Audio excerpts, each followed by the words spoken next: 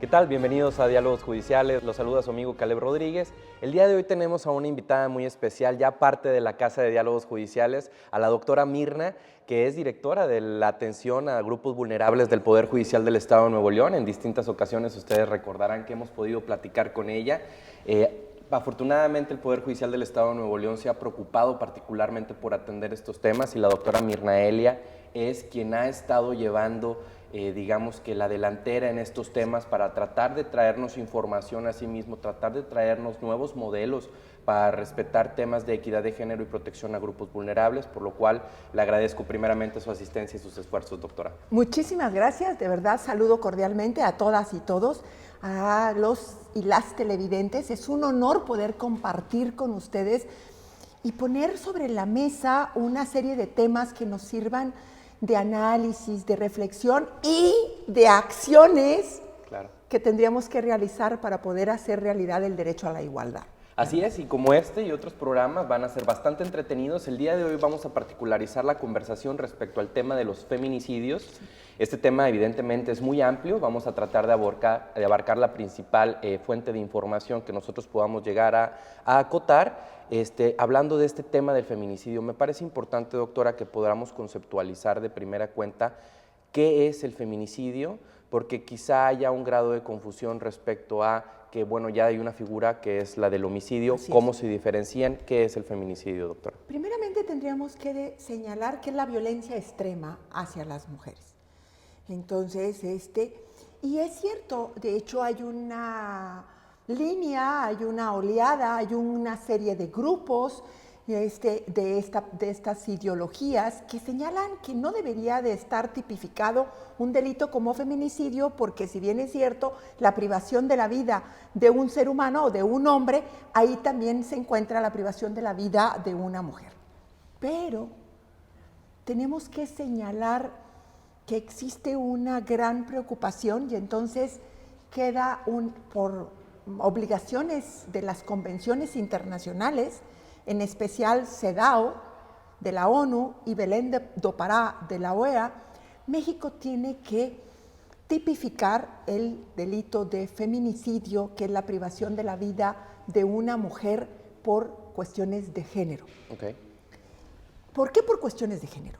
Porque debe de ser que la privación de la vida de una mujer señale elementos como vejaciones a las partes íntimas femeninas, una violación antes de la pérdida de la vida o después, o bien que el sujeto activo sea su pareja, su expareja, etc.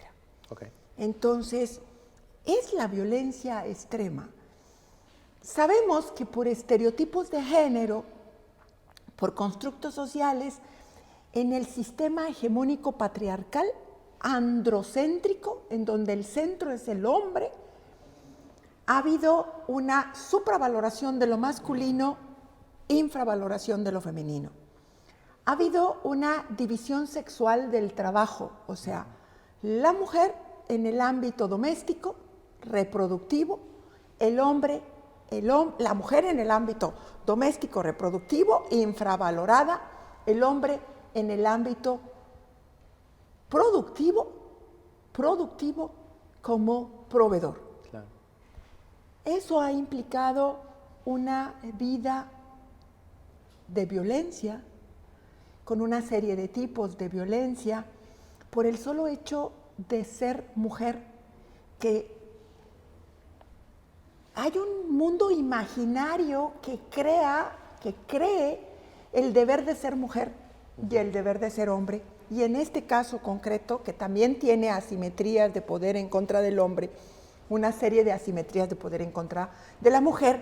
Y vuelvo a insistir en la violencia extrema, que es el feminicidio. Así es. Y que en un momento dado hay una serie de estadísticas que las podemos ir manejando preocupantes, muy preocupantes, no solo en la entidad federativa, sino en toda la República Mexicana. Así es, y bueno, recordamos entonces la violencia extrema. Hay distintos tipos de violencia que nosotros hemos visto. Afortunadamente las instituciones que se dedican a brindarnos luz en este tipo de temas, han hecho esfuerzos considerables para podernos mostrar, por ejemplo, los termómetros de violencia, las escaladas de violencia, la montaña de violencia. El violentómetro. Así es. Que sería bien importante que las y los invitáramos a buscarlo. Es una aportación muy interesante del Politécnico Nacional y que lo ha permitido que el Instituto Estatal de las Mujeres lo ha impreso, nosotros lo tenemos en el Poder Judicial, sí. El famoso violentómetro, que es bien explícito. Claro, bien explícito porque te pone, por ejemplo, y te va mostrando cuáles son los distintos tipos de violencia, cómo vamos escalando. Al principio pueden ser, por ejemplo, burlas por cuestión de género, burlas sexistas, que las vemos, las leemos diariamente en las redes sociales, las podemos advertir, pero únicamente podemos hacer conciencia de estas acciones cuando conocemos la forma en la que se pueden clasificar y el daño que generan. En este sentido vemos cómo va la escalada y finalmente lo último, el último grado es la privación de la vida como tal. Sí. Esta privación de la vida se considera ahora feminicidio. Nos mencionaba, doctora, esta es la forma de violencia extrema, sí. Me imagino porque es la última consecuencia, ¿no? Los tipos de violencia son violencia psicológica, violencia sexual, violencia física, violencia económica, violencia patrimonial. ¿Qué diferencia, por ejemplo? Nos queda claro, la psicológica, pues son estas, claro. Gorda, etcétera, etcétera. Violencia física, golpes, violencia sexual, ¿verdad? Hasta llegar hasta la misma violación entre marido y mujer. Y la diferencia entre económica y patrimonial. Económica es que no te dan dinero, patrimonial es que destruyen el patrimonio, lo donan, lo empeñan, etc. Exacto.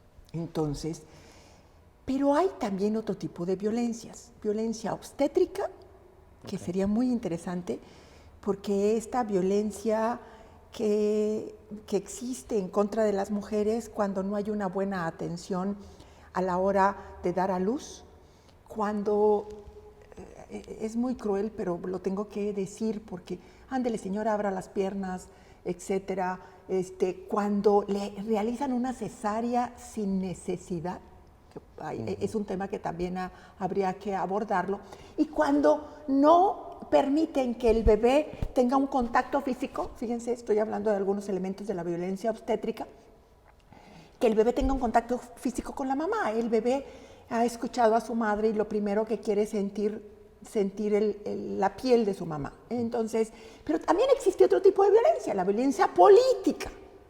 Y entonces, acuérdense que gracias al principio de paridad de género, hemos llegado a tener como Nuevo León un congreso paritario, la misma cantidad de hombres y mujeres. Y hay otra violencia. Todavía me falta la última, que es la violencia extrema, que es la del feminicidio, pero hay otra violencia, la simbólica. Okay. ¿Cuál es esta violencia simbólica? Esta violencia invisible. Los piropos, los chistes sexistas,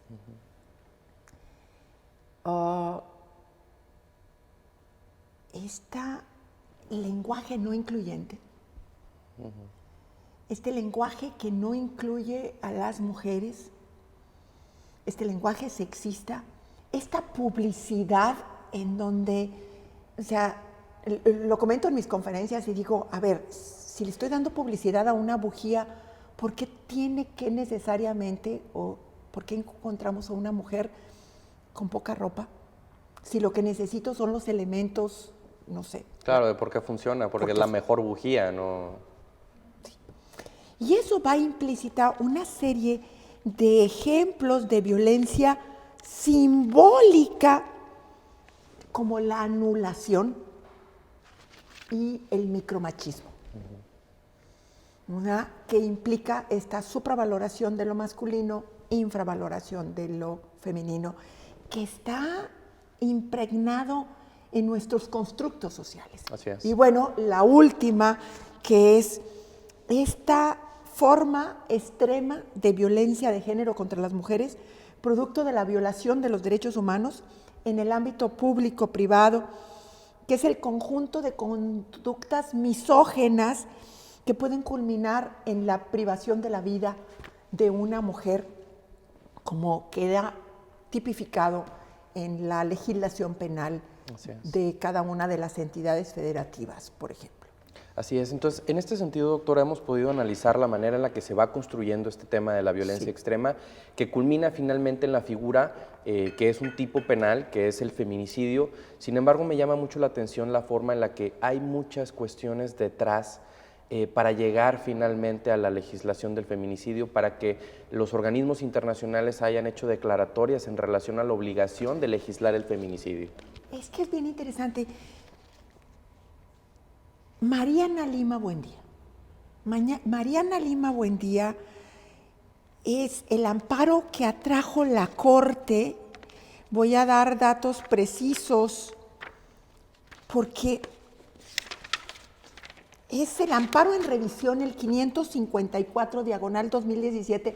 Es importante que la comunidad en general nos está siguiendo en este programa de televisión, pero también la comunidad jurídica. Así es, por supuesto. Y entonces, por supuesto, nos siguen abogados y abogadas, no nada más de la entidad federativa de Nuevo León, sino nos pueden seguir de cualquier parte del mundo.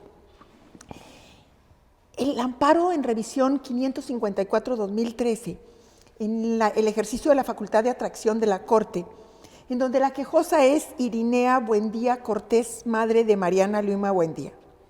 El 29 de junio del 2010 le privan la vida a Mariana Lima Buendía y simulan, que es bien interesante, que ella se suicidó. No hay un resguardo claro de la cadena de custodia, del cordón, de la tornillo o esas, entonces, donde supuestamente se suicidó. Okay. Mariana Lima Buendía, pasante de Derecho, casada con un ministerial. ¿Saben cuál fue la primera causa de la primera cachetada? Y aquí viene, debió hacer, creo que 4 semanas, porque 18 meses vivió violencia en este ciclo vicioso o espiral de la violencia señalada en el violentómetro. No coló bien el jugo de naranja y fue la primera cachetada. La amenazaba, la violaba, le decía que en la cisterna de su casa tenía varios cadáveres de mujeres que también se habían comportado mal. Y a raíz de este amparo en revisión, la Corte señala la obligación, la Suprema Corte de Justicia de nuestra nación, qué bueno, porque no llegó hasta la Corte Interamericana de Derechos Humanos, así es, de que toda privación de la vida de una mujer debe de ser integrada a su carpeta de investigación como feminicidio y descartarlo o recalificarlo, ya sea por la propia autoridad de la Fiscalía, ahora Fiscalías, antes Procuraduría, o bien por el Poder Judicial. Así es. Qué interesante. Y es muy interesante por el tema de que algunos filósofos han tratado el hecho de que la primera pregunta que se debe contestar el ser humano es ¿quién soy como ser, como persona? Sí. Y es difícil que nosotros nos podamos definir a nosotros mismos porque normalmente nos vamos a ver a través de un espejo opaco. Tenemos unas preconcepciones de lo que somos y esto es importante resaltarlo porque dentro del aspecto del feminicidio vamos a ver historias terribles, verdaderamente denigrantes del trato que se le da a las mujeres y nosotros en casa podríamos ponernos en la perspectiva de que nosotros jamás llegaríamos a ese punto. Pero lo importante de estudiar este tipo de casos y vernos a nosotros a través de un espejo más claro es entender que no se empieza desde lo más grave en el momento de cometer un feminicidio. No es algo que se presente de inmediato, porque entonces no lo sería.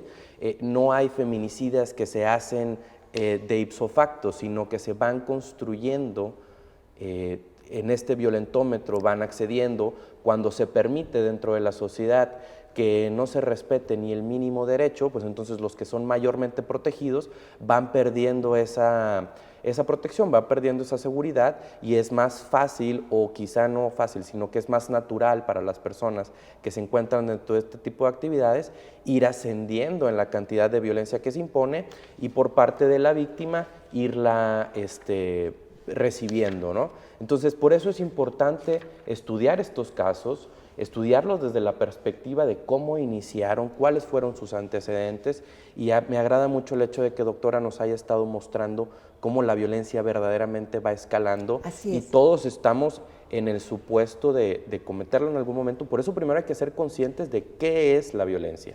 ¿Qué es la violencia? Hay 3 etapas en el famoso ciclo de la violencia, que es una fase de acumulación de tensión, una fase aguda de explosión o de golpes y la fase del arrepentimiento o llamado luna de miel.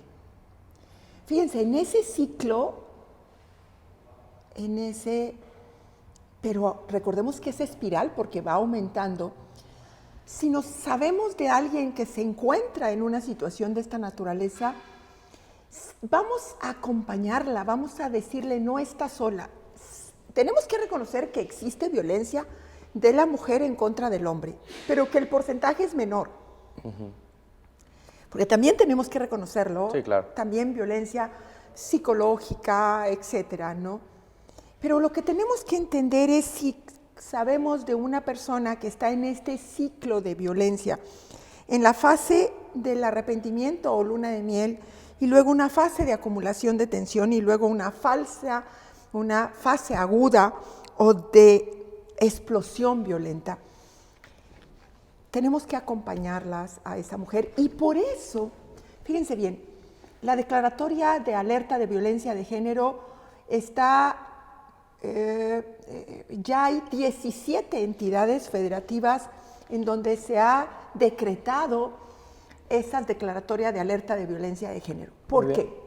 Doctora, si le permite, vamos a hacer un breve corte, perdón perfecto. que la interrumpa, pero vamos a regresar con estos temas. Como ven, la plática es muy dinámica, entonces en este sentido los quiero invitar a que por favor no se separen de sus televisores. Vamos a regresar con más datos y explicaciones interesantísimas respecto al tema del feminicidio y por supuesto tratando temas de manera satélite respecto a la violencia, que es muy importante. Entonces, por favor no se despeguen de sus televisiones, ya regresamos por Canal 28, la televisión inteligente.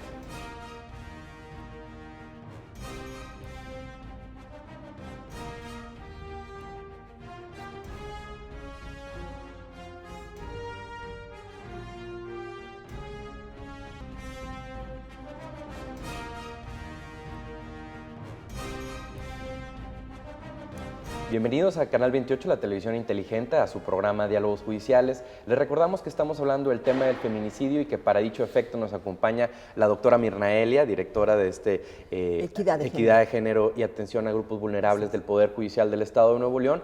Bienvenida, doctora. Para toda la gente que se está sumando a nuestra transmisión, me gustaría, a manera, si me lo permite, doctora, de resumen, tratar un poquito de los temas que hemos estado viendo. Perfecto. Primero, estábamos definiendo el tema del feminicidio. Así es. Sabemos que esta fue una legislación que viene a manera de cascada de una declaratoria internacional de la importancia de legislar este tipo penal para poder atender de manera directa y frontal la violencia que existe en contra de las mujeres, particularmente en México, en el que, por mucho que nos duela, hay que aceptarlo, este constructo social en el que nosotros vivimos, esta concepción que tenemos de nosotros mismos desde el aspecto histórico, nos define como un pueblo en el que se da una superioridad al género masculino y una infravaloración al género femenino, y eso es lo que hemos estado tratando de superar. Este programa está destinado a ello. Hablamos también del tema del violentómetro, de cómo actividades que a nosotros nos pudieran parecer risorias, de burla, realmente se consideran violencia, y en la manera en la que nos permitimos ello, vamos accediendo a los niveles más altos hasta llegar al grado de la violencia extrema, como lo es el feminicidio. Para atender estos temas, doctora, nos platicaba al final del anterior bloque, el tema de las declaratorias de alerta para los estados de México en relación a esto. ¿Nos podría explicar más en cuanto a ello? Claro que sí.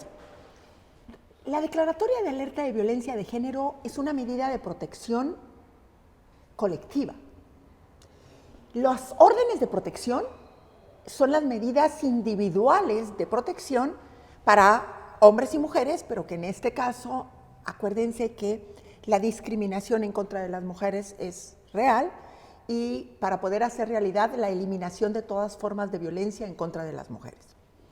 Entonces, tengo dos mecanismos o dos instrumentos. Orden de protección individual, declaratoria de alerta de violencia de género, es la protección colectiva. Orgullosamente, de veras, o sea, es una aportación mexicana al mundo.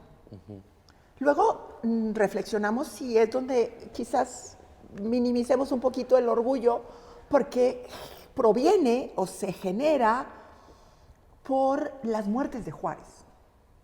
El tema tan conocido internacionalmente, sí, que es esta desafortunados acontecimientos en Ciudad Juárez, con la privación de la vida de una gran cantidad de mujeres y que en un momento dado esto trae como consecuencia este mecanismo. Fíjense bien, es un mecanismo, la declaratoria de alerta de género, que permite mejorar la calidad de vida de las mujeres mexicanas, pero que bueno, también este mecanismo puede ser utilizado por cualquier parte del mundo. Pues a través de este mecanismo se implementan unas acciones intersectoriales a los 3 niveles de gobierno, transversalmente también por el Ejecutivo, el Legislativo y el Judicial, para poder hacer realidad una vida libre de violencia de las mujeres. Estas acciones son necesarias para poder garantizar ni una más, ni una muerta más. Así es. Desafortunadamente, y déjenme, fíjense, aquí traigo el dato. Hay un informe del 2016 de Small Arms que lo toma la ONU, que dice en México, estoy hablando del 2016, 49 feminicidios a la semana, o sea, 7 diarios en el 2016, y somos el primer lugar. ¿Saben que en el 2016 nos seguía Colombia? 1.5 a la semana. Fíjense la diferencia. Claro. Y que esto es bien preocupante, pero también les tengo otra mala noticia. Ahora ya son 9 mujeres privadas de su vida diariamente. Entonces, vamos, ahora son 63 feminicidios en el 2018. Y esto es claro, fíjense nada más las estadísticas en Nuevo León. En Nuevo León estamos señalando que en 2018 fueron 92 feminicidios conforme a las estadísticas levantadas por Alternativas Pacíficas y Artemisas por la Equidad, que son asociaciones de la sociedad civil. Y la Fiscalía nos registra en su micrositio, vaya, en el portal de la Fiscalía, 78. Hay diferencias, acuérdense que tendríamos que ver, acuérdense que ya toda privación de la vida de una mujer debe de ser integrada a su carpeta de investigación como feminicidio y descartarlo. Claro. Quizás esta sea la diferencia, habría que hacer una investigación. Pero ya suman, fíjense, del 2016 al 2019, porque en el 2019 hasta la semana pasada, no esta semana, hasta la semana pasada, llevábamos 11. Entonces, estamos hablando de un total de 232 mujeres privadas de su vida. Cuando empecé a dar este tema en las conferencias en la República Mexicana, señalábamos 7 mujeres se les ha privado de la vida en este día, cuando se iba a concluir el día. Claro. Ahora, desafortunadamente, tendríamos que decir a estas horas, que es casi las 10 de la noche, 9 mujeres fueron privadas de su vida en la República Mexicana. Obviamente esto tiene que ameritar una serie de acciones, por supuesto, de todas las instituciones, con la colaboración de las instituciones privadas como Alternativas Pacíficas. Y esto es bien interesante porque la Puerta Violeta, que es Un ejemplo que se está trabajando en el municipio de Escobedo con alternativas pacíficas, se va a replicar porque así ya lo señaló la ministra en retiro, Olga Sánchez Cordero, ahora titular de la Secretaría de Gobernación, como para poder ir solucionando este grave problema que existe en México, pero que en un momento dado nos ayuda ¿se acuerdan que comentábamos en el programa? Reflexiones, investigaciones, análisis, pero también acciones. Claro, por supuesto. Por supuesto, ¿verdad? Acciones que nos ayuden a hacer realidad esta vida libre de violencia para las mujeres, también para los hombres.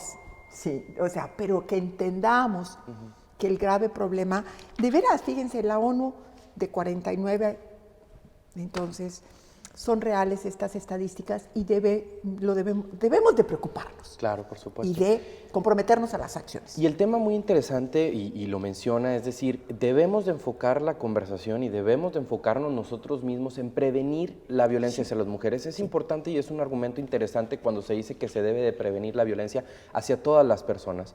Pero una vez que ya tomamos, tanto por compromisos nacionales como internacionales, el tema de erradicar la violencia de género, sí se debe de entender que, como lo comenta la doctora, el mayor índice de violencia se carga hacia las mujeres, no hacia los hombres. Y en ese sentido es que se puede generar una conciencia común. Cada vez que nosotros hablamos de prevenir la violencia, cuando decimos que no se deben de permitir las burlas, por ejemplo, que eso podría ser violencia de género, aplíquenlo de manera general y bueno, hagan un ejercicio de conciencia y no lo hagan con nadie. Pero ahorita los estudios se van a concentrar, y me parece positivo, en que se hagan estas acciones para erradicar la violencia de género y que si se particularicen contra las mujeres, que así sea, porque de todos modos beneficia. Claro. Entonces, en ese sentido yo creo que no habría debate. Me parece muy interesante este tema de las declaratorias de emergencia. Sí. Me gusta que el término sea alarmante, porque se escucha fuerte, ¿no? Como lo es. Entonces, eso me gusta mucho. ¿Quién emite las declaratorias, doctora? ¿Quién lo estudia? Hay todo un sistema liderado por la Secretaría de Gobernación. Bien. Hay todo un sistema de atención a las declaratorias de alerta de género. En un programa pudiéramos hablar específicamente de este tema.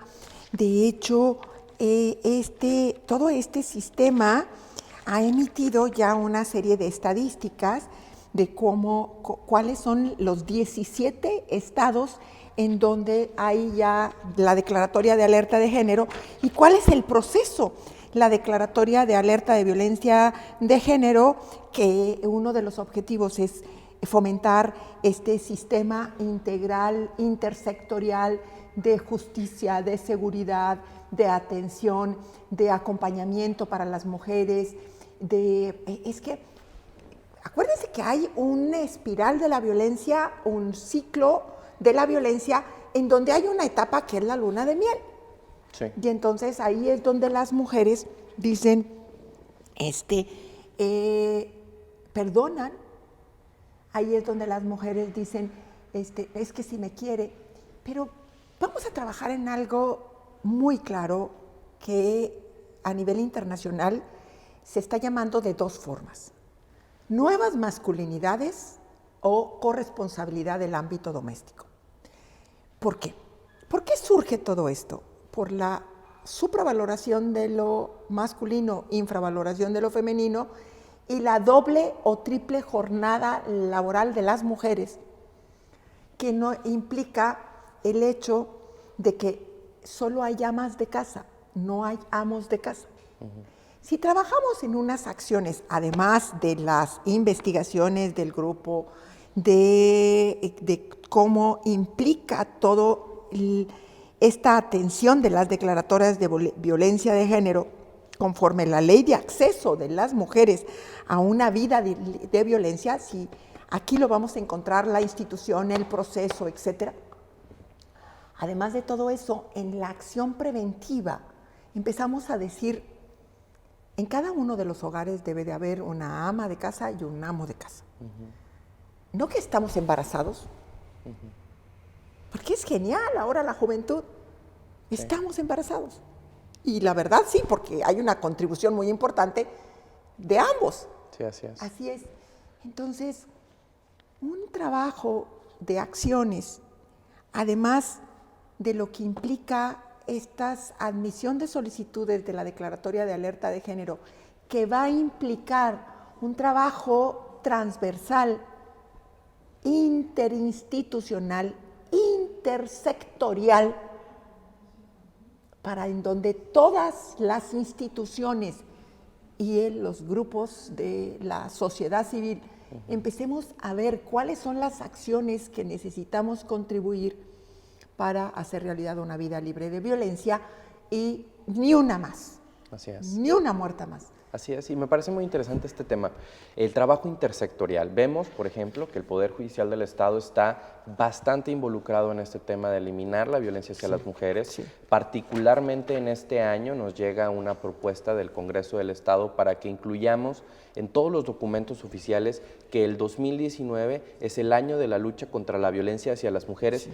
Y en este sentido son esas acciones intersectoriales. Uno podrá decir es el rubro de un documento oficial, pero al mismo tiempo es una declaración de compromiso en el que todos los órganos de gobierno constitucionalmente y afortunadamente funcionan como pesos y contrapesos. Sí. Uno no podemos trabajar sin el otro, y si juntamos una causa común, si nos reunimos en una sola causa, que es erradicar la violencia de género, entonces podremos tener resultados más efectivos.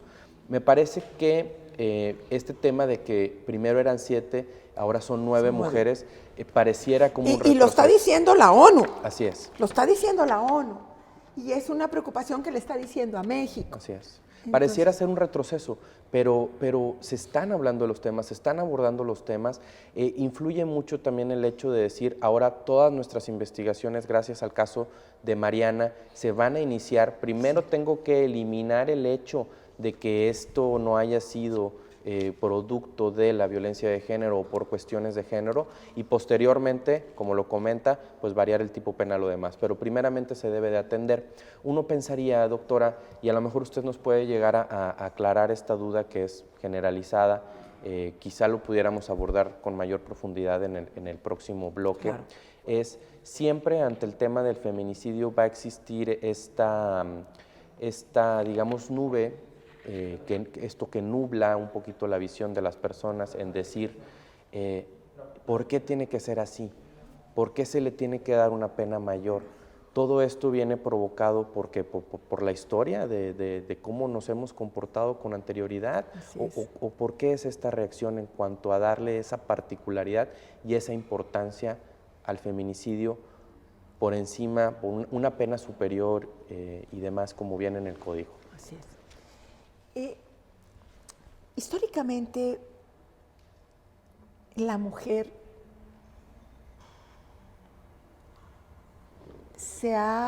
por los sistemas jurídicos y por los constructos sociales, se ha presentado una característica muy singular que le llamamos la cosificación de las mujeres. ¿Esto qué implica? Implica, fíjense, hasta en 1953, a partir de 1953, se nos reconocieron nuestros derechos políticos. No podíamos votar. Nuestras abuelas no podían votar. Nuestras abuelas no podían realizar ningún acto jurídico porque necesitaban el permiso y el consentimiento de sus esposos. Nuestras abuelas estaban bajo la potestad de su padre y luego bajo la potestad de su marido. Tan es así que una mujer viuda, divorciada, sola, soltera, era infravalorada. Y además, obviamente cosificada. Estos son una serie de constructos sociales que han implicado una lucha, y obviamente, si vemos la historia del feminismo como una ideología, no del feminicidio, estamos hablando del feminismo como una ideología, una filosofía que busca la igualdad entre hombres y mujeres. Mucho tenemos que reflexionar al respecto. Hay sistemas jurídicos todavía en el mundo que empezaron a reconocer el año pasado que la mujer era un ser vivo, un animal, porque antes era considerado como un mueble como este.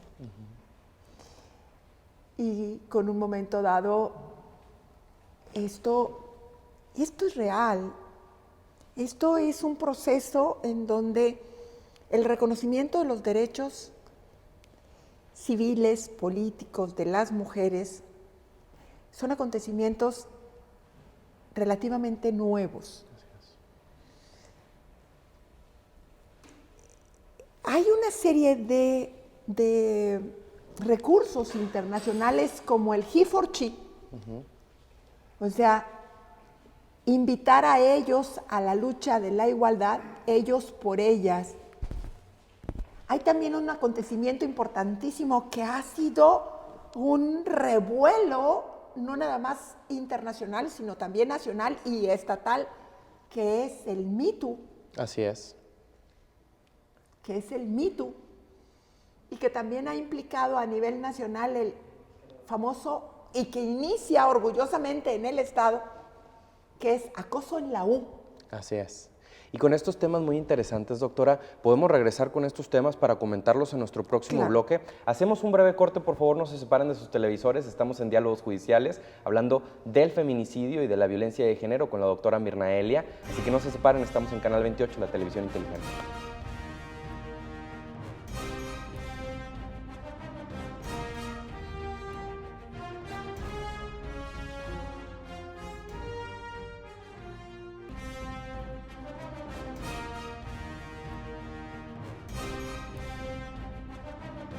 Bienvenidos a Diálogos Judiciales. Estamos platicando con la doctora Mirna Elia respecto al tema del feminicidio y abordando temas de violencia de género. Y en este sentido les quiero compartir a nuestros queridos televidentes, quienes se vayan sumando a esta conversación, que en el bloque anterior estábamos platicando de algo que me parece muy interesante. Preguntábamos por qué es que se había, por qué se había venido la necesidad de tipificar el feminicidio, y hablábamos de este tema del feminismo, de cómo era importante tomar esta nueva postura, nuevos movimientos como Me Too, nuevos movimientos como He4She y un movimiento acuñado aquí en una universidad del estado de Nuevo León, particularmente el Tecnológico de Monterrey, al que llamaron acoso en la U. Acoso en la U. ¿Nos podría platicar más de esta nueva revelación feminista y cómo realmente debe ser un movimiento generalizado y no particularizado hacia las mujeres? La CEDAW y Belén do Pará, la CEDAW es la Convención de la ONU para erradicar la discriminación en contra de las mujeres, Belén do Pará es la Convención de la OEA para erradicar la violencia en contra de las mujeres. Así es. OEA, ONU. Los estados parte, cuando hablo de los estados parte, estamos hablando de los países. México ha firmado ambas convenciones. Implica también que México ha firmado los famosos protocolos facultativos que hacen una serie de recomendaciones para México, y México progresivamente va trabajando en ir atendiendo todas esas recomendaciones. Sabemos que la supravaloración de lo masculino e infravaloración de lo femenino, y que implica unas asimetrías de poder en los constructos sociales, en un sistema hegemónico patriarcal, androcéntrico, en donde el centro es el hombre, hombre masculino, no hombre generalizado, hombres y mujeres. Entonces, ¿qué hay un tema pendiente? Acuérdense que decíamos la violencia extrema, que es la feminicida, pero hay un tema pendiente que es este compromiso por erradicar esta violencia simbólica, que es el acoso callejero, el acoso u hostigamiento sexual. Esto es real. Y hay una serie de parámetros, como que le tienes que creer la queja, denuncia, querella presentada ante las instituciones a la víctima, y en este caso a la mujer. Claro. El porcentaje de que eso es lo que Me Too quiere señalar, es que tú le crees, utilizas o aplicas medidas cautelares de protección a la víctima y luego sigues la investigación. Hay mucho que analizar, reflexionar y ahora sí ponernos en acción con respecto de ir erradicando este acoso que las mujeres, y si veo lo que está pasando en el estado de Nuevo León, sufren en diversas instituciones. A ver, ¿en qué ámbito se presenta la violencia en contra de las mujeres? En el ámbito familiar, que desafortunadamente, fíjense, es el tercer lugar en feminicidios, Nuevo León. Somos el segundo lugar en violencia familiar. Entonces se presenta en el ámbito familiar, en el ámbito laboral y en el ámbito escolar. Y en una serie de instituciones. Pero déjenme concentrarme en el ámbito laboral y escolar, que es donde implica este movimiento de las mujeres de acoso en la U, siguiendo el Me Too a nivel internacional. Hay que tomar acciones y esas acciones es las que tenemos que fomentar de verdaderas reparaciones, terapias y castigos a los responsables. Claro, por supuesto. Y en este sentido vemos que ha habido una evolución importante. Afortunadamente en este programa hemos tratado distintos temas, por ejemplo, las órdenes de protección. Sabemos que ahora es necesario implementar mecanismos en donde no se ponga en estudio preliminar siquiera el tema de la denuncia de la violencia, porque sabemos cuáles pudieran ser las consecuencias de desatenderlo. Sí. Entonces, existe esa evolución, al menos en materia legislativa, institucional y demás, que también debe de permear, por supuesto, en todos los ciudadanos. Me llama curiosamente la atención, y lo hemos comentado con varios ponentes, esta forma de secuestro que se empezó a utilizar y que llamó la atención la noticia, particularmente en el metro de la Ciudad de México, el que le llamaron el secuestro en la modalidad de Cálmate mi amor, sí. En el que simulaban, bueno, era una abducción, un secuestro, una privación de la libertad, en el que la víctima, en este caso una mujer, intentaba defenderse y el activo, el sujeto activo, el agresor, le refería pues cuestiones como cálmate mi amor, mira, tranquilízate por favor, estás haciendo un escándalo, qué vergüenza, y la forzaba o a llevársela, y la mayoría de las personas decidían no involucrarse. Porque era una relación privada. Así es, y en muchas ocasiones, digo, afortunadamente en Internet hay bastante información y se hacían este tipo de ejercicios o experimentos sociales, ¿no? Donde se ve que cuando se violentaba de esta manera, como si fuera una violencia de pareja, las personas no se involucraban. ¿Por qué? Pues porque decías, no, prefiero no juzgar, prefiero no involucrarme, prefiero no interceder, y de cierta manera tuvo que haber una evolución, al menos legislativa, al menos institucional, para que nosotros no cayéramos en ese mismo supuesto, decir, mira, pues es que no sé qué haya sucedido en el núcleo familiar. No, lo primero que se tiene que hacer es proteger. Totalmente. Para que no exista esa responsabilidad por parte de las autoridades, como en algún momento debió de haber sido. Históricamente la violencia familiar creíamos que quedaba dentro del ámbito privado y que el Estado no podía involucrarse. Así es, y lo preocupante es que en el Estado de Nuevo León haya números tan grandes. Claro. El Estado de Nuevo León se ha particularizado, o al menos en nuestra concepción de neoloneses, es de ser un Estado progresista, de ser un Estado de avance, pero tal vez no en estos temas, ¿no? Tal vez nos estamos centrando únicamente en el tema industrial, tecnológico, pero en esto lo hemos estado desatendiendo en gran medida. Por eso, en un momento dado, es esta invitación a analizar, reflexionar, investigar y ponernos en acción de algo que lo acaba de decir el presidente de la Suprema Corte de Justicia en los eventos en conmemoración del Día Internacional de la Mujer. Que todas las personas y en especial los hombres, tenemos el deber de ser feministas. Fíjense nada más lo que implica ese compromiso. O sea, todas y todos debemos de luchar porque el feminismo es una filosofía que busca la igualdad entre hombres y mujeres. Entonces, todos deberíamos de levantar la mano. O sea, ¿somos feministas? Sí. O sea, ¿qué queremos? Igualdad.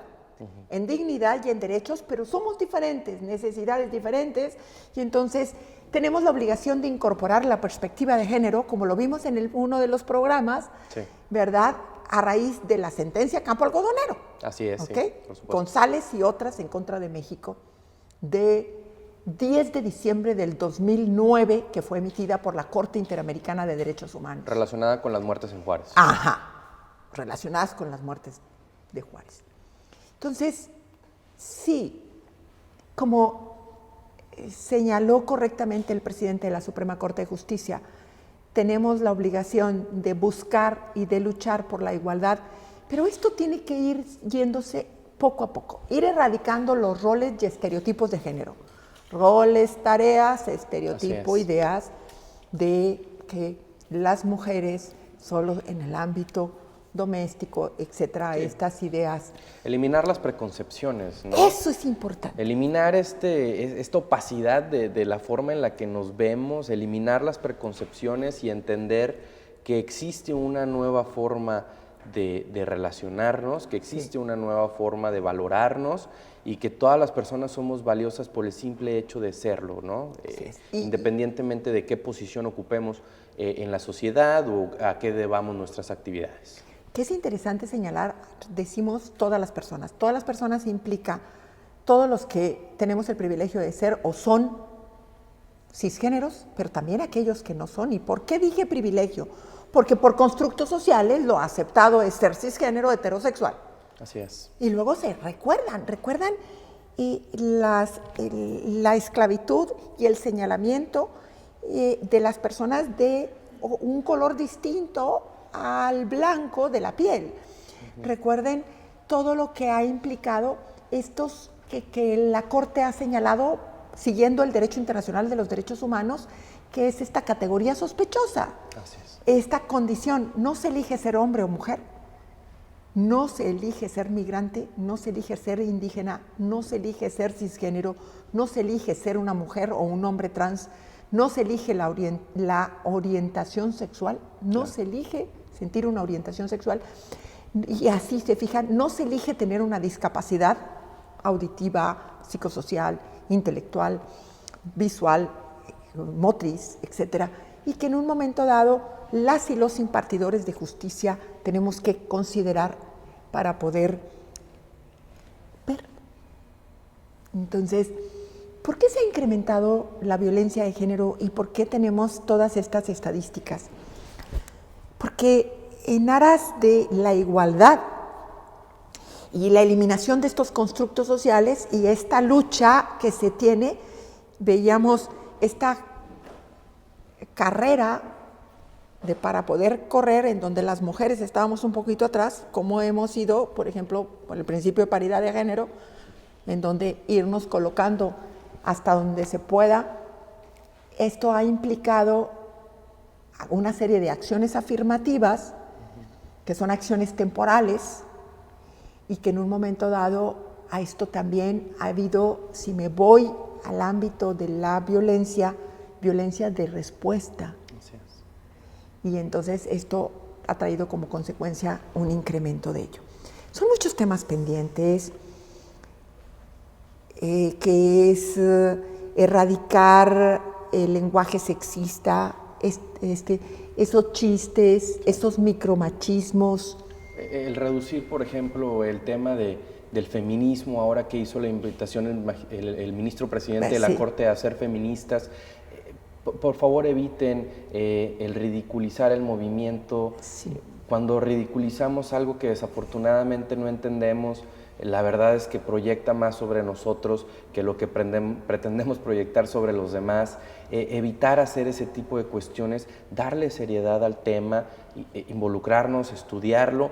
La doctora lo ha dicho, el ser feminista es buscar la igualdad de derechos entre hombres y mujeres, que tengamos las personas las mismas posibilidades, ¿no? Así es.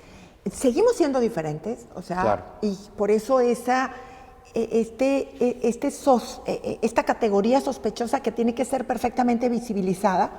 No podemos tratar a los desiguales como iguales, entonces tiene que haber una discriminación positiva e ir erradicando la discriminación. Qué padre, en las redes sociales y que fomenta programas de televisión como este, en donde podemos pensar de manera diferente, se vale pensar de manera diferente. Lo que tenemos que hacer es el argumento respetuoso, tolerante, pero que esté basado en una serie de investigaciones. Y aquí podemos hacer un comercial. El Poder Judicial del Estado, por indicaciones del Pleno del Consejo de la Judicatura, del magistrado Francisco Javier Mendoza Torres, nosotros llevamos una 4ª revista que ya se presentó. Sí, así es. Y vamos por la 5ª. O sea, conmemoramos el Día Internacional de la Mujer con una revista titulada Igualdad de Género y Protección a Grupos Vulnerables. Gracias.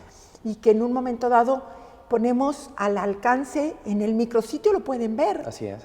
Ahorita, y ponemos al alcance una serie de temas relacionados con derechos humanos, igualdad de género, visibilización de las situaciones en vulnerabilidad, de las situaciones o de las personas en situación de vulnerabilidad. Y ahí invitamos a la reflexión, a decir, claro, estoy de acuerdo con esto, no estoy de acuerdo con lo otro. Es un interesante tema, la verdad la revista está muy bonita. Sí. Tienen la posibilidad de consultarlo en www.pjnl.gov.mx. Si se van al buscador, pongan revista, igualdad, género, con palabras clave y nos aparece. Así que vamos a un breve corte, recuerden consultar la revista, estamos con la doctora Mirna Elia. Sí. Ya regresamos en Diálogos Judiciales por Canal 28, la televisión inteligente.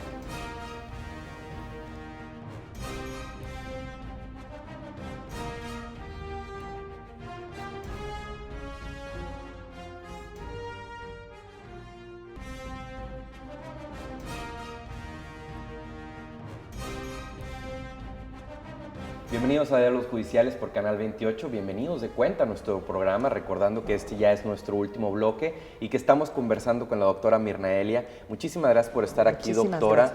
Para quienes se suman a nuestra transmisión, ella es directora de Equidad de Género y Protección a Grupos Vulnerables para nuestra institución, el Poder Judicial del Estado. En cuanto a ello, doctora, hemos conversado amplio y tendido respecto al tema de la violencia de género, respecto al tema del feminicidio, de la importancia de ser feministas y de tomar estas cuestiones en serio para poder evolucionar como sociedad.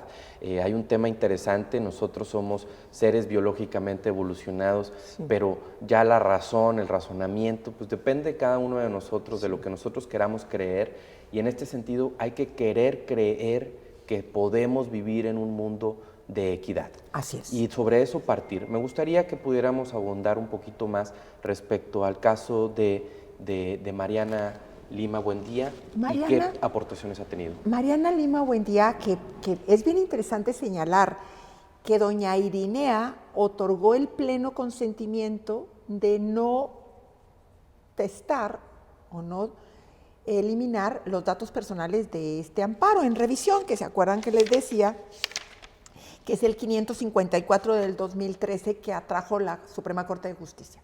Doña Irinea Buendía emite su consentimiento porque decía que hacerle honor a Mariana Lima Buendía, que es privada de su vida, que hay un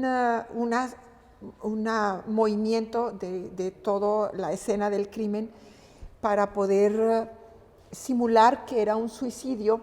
Y doña Irinea hace en un evento público, trata ella de suicidarse con el cordón, con el supuesto cordón, porque el esposo de Mariana Lima Buendía ahorita está privado de su libertad, cumpliendo la sanción condenatoria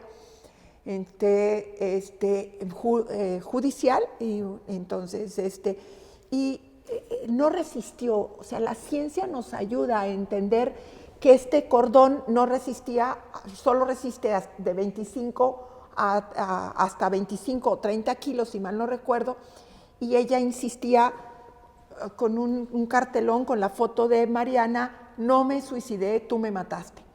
Si doña Irinea se hubiera quedado solo con manifestaciones, no me suicidé, tú me mataste, no hubiera habido una eficacia en la impartición de justicia. ¿Por qué quiero decir esto? Porque ejercitemos las acciones. O sea, busquemos, doña Irinea se pone en contacto con los abogados del Observatorio Nacional de Feminicidios y entonces presentan todo lo que el sistema jurídico mexicano nos permite, que son todos los recursos, ejercitar las acciones, presentar apelaciones, amparos, etcétera. Y eso es lo que tenemos que invitar a la sociedad. Entonces, ejercitemos las acciones que el sistema judicial nos permite para poder hacer realidad que nuestra visión es la igualdad, pero que en algunos efectos o casos concretos vamos a quedarnos en la equidad. Entonces, porque somos diferentes. Sí, claro. Iguales en dignidad y en derechos, diferentes en condiciones, categorías, etcétera, etcétera. Si doña Irinea no hubiera ejercitado las acciones, no tuviéramos entonces estos recursos. Es bien importante, que es parte de lo que en el Poder Judicial implica, que es a golpe de sentencias. Sí.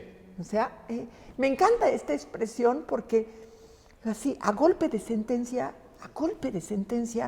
podemos ir protegiendo los derechos de las minorías, pero a golpe de sentencia podemos ir haciendo realidad esta lucha por ir erradicando la violencia en contra de las mujeres. Entendamos que estamos hablando de la violencia extrema, que es la violencia feminicida, que es la violencia en contra de las mujeres. Doctora, usted que está más involucrada en el tema, ¿a quién podríamos acudir para acceder a este tipo de recursos? Sabemos que bueno, hay expertos, hay instituciones. Hay una lista que nos pudiera sí, nombrar. muy bien, claro que sí. Podemos acudir también con nosotros no podemos ser sus abogadas, claro, sus abogados, porque seríamos juez y parte, pero tenemos la obligación, por la sentencia Campo Algodonero, ¿se acuerdan la que comentábamos?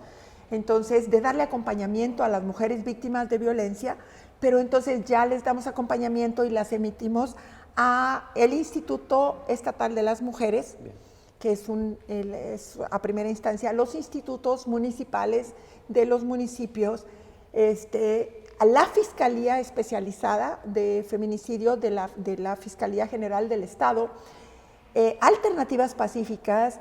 Vemos despachos jurídicos gratuitos que, por ejemplo, Bufetec, el de la UDEM, el de la Facultad de Derecho de la Autónoma de Nuevo León, la Metropolitana, depende mucho del domicilio, etcétera. Lo que nosotros hacemos en la Dirección de Equidad de Género y Protección a Grupos Vulnerables es estar con un acompañamiento para que las mujeres no se sientan solas. Bien. O sea, que es importante. Por eso, si conocemos el caso de una persona o nos están escuchando, nos están viendo, o por favor, no se sientan solas, podemos acompañarlas. Vamos a buscar que todos intersectorialmente las dependencias estemos trabajando en esto, y esto nos ayuda a darle un giro a las capacitaciones para poder entonces hacer realidad una vida libre de violencia. Así es, y es importante resaltar este punto. Existe una red de protección hacia las mujeres que está que involucra, por supuesto, bueno, primero debemos de ser nosotros los ciudadanos en general, funcionar como una red de protección para todas las personas que vemos estar en una situación de vulnerabilidad, eso primordial. Y las autoridades ya se están organizando. Aquí está el ejemplo con la doctora Mirna Elia. Ella ha asistido a una cantidad innumerable de reuniones, conferencias, mesas de trabajo, y la verdad es que es una gran alegría ver cómo el Poder Judicial del Estado de Nuevo León se está viendo involucrado en esta causa justa y necesaria, así como muchas otras instituciones de gobierno están poniendo ya no su granito de arena, sino sus costales de arena y arroz para detener este vendaval que es la violencia hacia las mujeres. Así es. Esto es un compromiso. Acuérdense que los derechos humanos en estas modificaciones son progresivos. Entonces, si cada una de las instituciones, y es bien importante la comunidad, las instituciones no podemos trabajar si no está la comunidad. Entonces, podemos ir haciendo realidad esto, una vida libre de violencia, de manera progresiva y poco a poco. Y el Poder Judicial está muy comprometido y tenemos que ir haciendo realidad esto y trabajar con sentencias que se juzguen con perspectiva de género. Así es. Y bueno, pues muchísimas gracias por acompañarnos a todos ustedes. Muchísimas gracias principalmente a usted, Muchas doctora, gracias. por estar una vez más con nosotros. Agradecemos también al público que nos está observando desde casa. Por favor, no se queden con este tema, compártanlo a todas las personas que tengan a su alrededor. Sean verdaderas personas que tengan una influencia positiva para lograr este tema tan interesante, la igualdad y la equidad de género. Entonces, en ese tema quedamos pendientes para la próxima semana. Quédense en Canal 28, la televisión inteligente. Que pasen buenas noches.